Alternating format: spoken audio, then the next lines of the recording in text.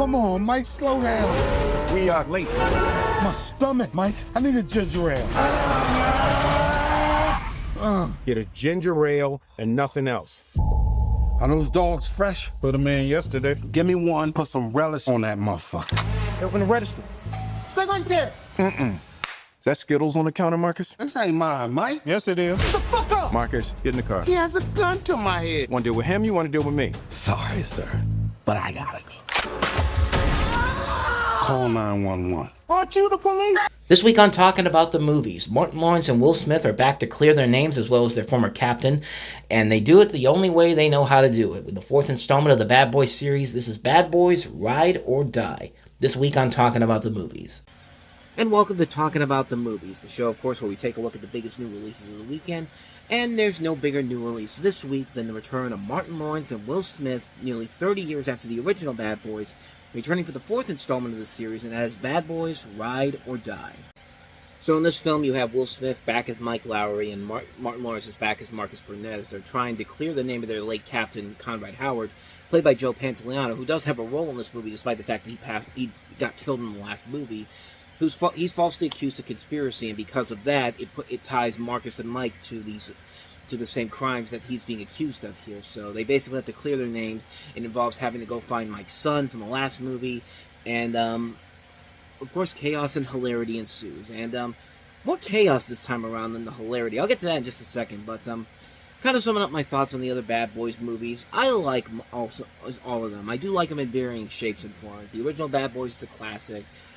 Bad Boys 2 is one of those so bad it's good guilty pleasure sequels, but it's a fun time all the way through. And Bad Boys for Life, actually, I said Bad Boys is a classic, but I think Bad Boys for Life probably is my favorite one of the series. That's the one that, you know, it took 17 years between that movie and Bad Boys 2 to get made, and I went into it with zero expectations for it.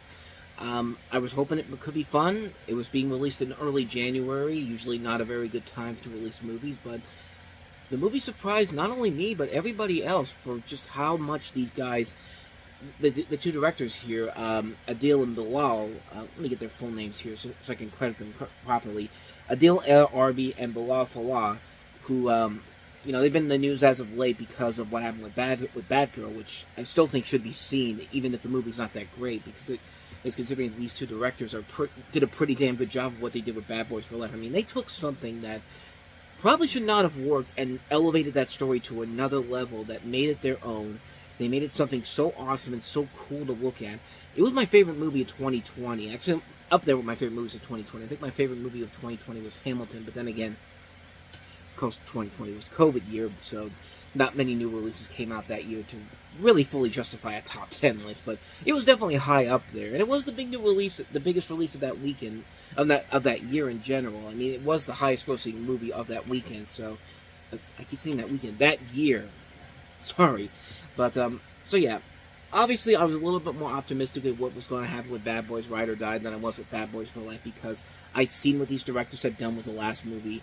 Let's see where they take it from here. And they do take it to a level where it's not quite as good as Bad Boys for Life, but it's still a ton of fun all the way through. And I think for anything, it's a redeeming film for Will Smith, because, you know, he got a bad rap for the Oscar slap, which I agree that he should not have done. But then again, I'm that type of person that thinks that both Will Smith and Chris Rock are both guilty on that front, with more emphasis on Will Smith for what he did. But Chris Rock told a bad joke. I'll explain more of that later on in another video that I'll do later today I'll talk about during the Reviewing Network Live, because I've always had a thing about that and how everybody kind of reacted to that whole thing. But everyone thought that once that happened, Will Smith's career is done. I mean, despite the fact he won an Oscar that night, I mean, everyone thought that, okay, nobody's going to trust this guy anymore. This guy's nobody's going to really want to see this guy in anything anymore. And quite the opposite. I mean, there's been videos out this past weekend of Will Smith sneaking into movie theaters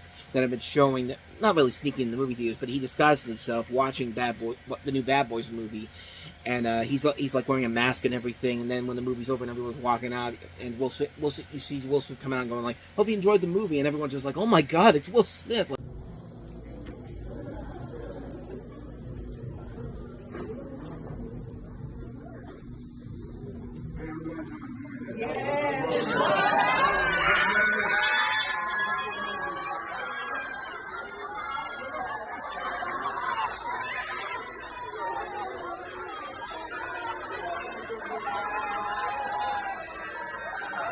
Like, I don't know if that's just the fact that there's a celebrity right there, but I do think that Will Smith still is a genuinely likable person. He just got put into a bad situation that night, a bad rap, and, you know, we're all human. People make mistakes sometimes, and I feel like that this is a movie that redeems him a little bit and shows that, hey, this guy still is a good actor. And I like the fact that they even made nod to the Oscar slap in this. Like, I didn't think that they were actually going to do that, but I like the fact that he had a sense of humor about that. So I do give him a lot of credit for that, but and they also kind of mature him, too. Like Will Smith's character actually gets married in this movie to his physical therapist, and I thought that was kind of cool that they advanced the character there. And, you know, we have Martin Lawrence, of course, being Martin Lawrence, and like, the camaraderie between these two characters are what makes this movie so special, because even after all these years, they still can work off each other so well.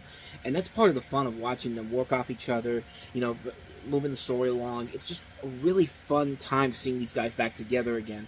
You got a lot of the people back from the first movie. Vanessa Hudgens is also in here. Alexander Lustwig, Paula Nunez, Jacob Scipio, Scipio, I think I'm mispronouncing that. If I am, I'm sorry about that. But DJ Khaled's also in here. The weird thing, there's one weird thing that I didn't understand why they replaced her.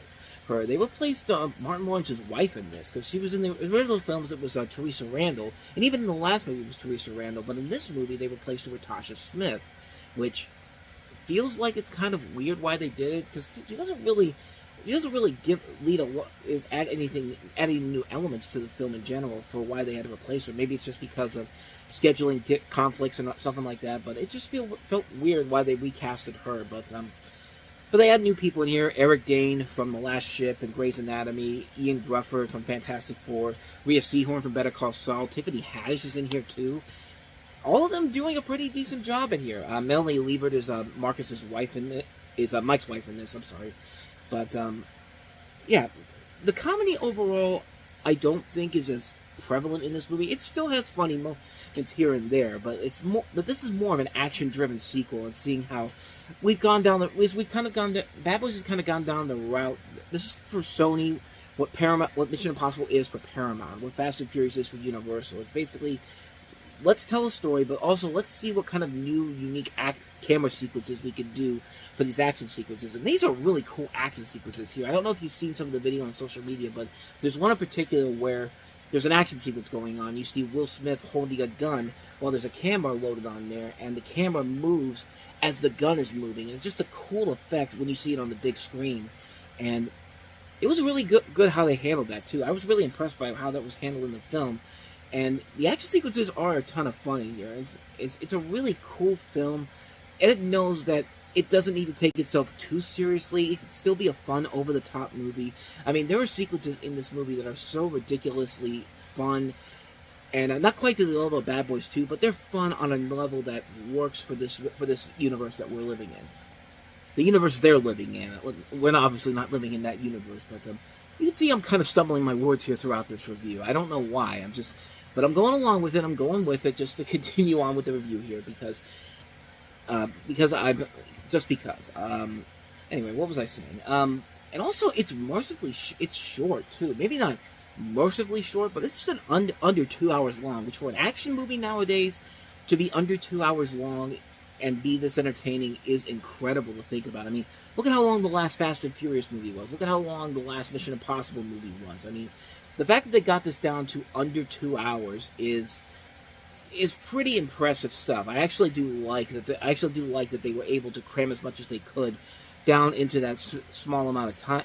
Maybe not small amount of time, but a sizable runtime that doesn't feel like it's completely out of the norm. Nothing feels like it's really there to overstay its welcome. It's a smoothly paced movie, and again, it just shows how good these two directors are. I mean, you really do want to see what they do next outside of the Bad Boys movies, because they really got a good future ahead of them. I mean, they've got stuff on the same level as David Leitch, who's done a ton of great action films as of late, most recently The Fall Guy. And I mean, there's not much really more I can add to this movie except the fact that it's just a fun, good time.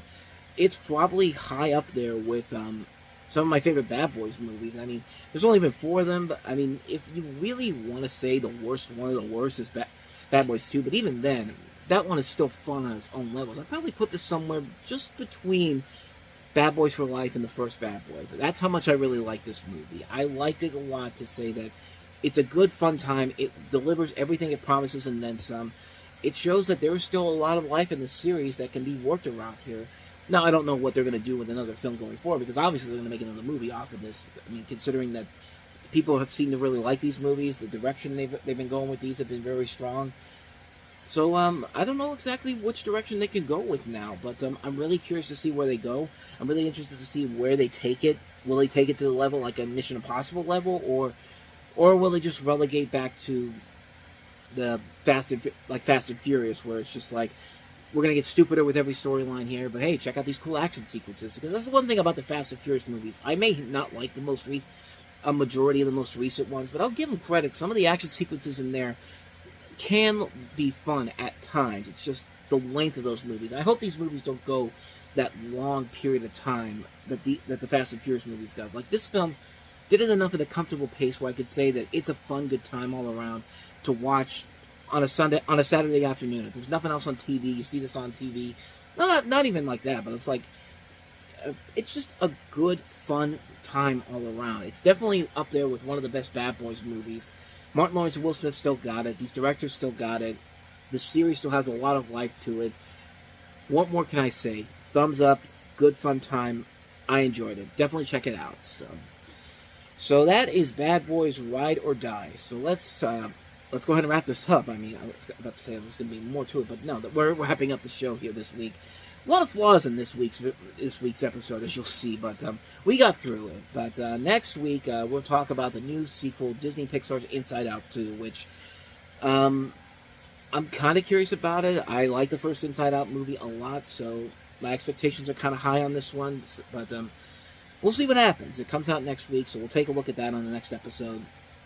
Thank you so much for watching. If you want to see my reviews for the Garfield movie and Furiosa from last week, I'll put a link to it in the corner there. Check out some of the other reviews I've done. And that's it.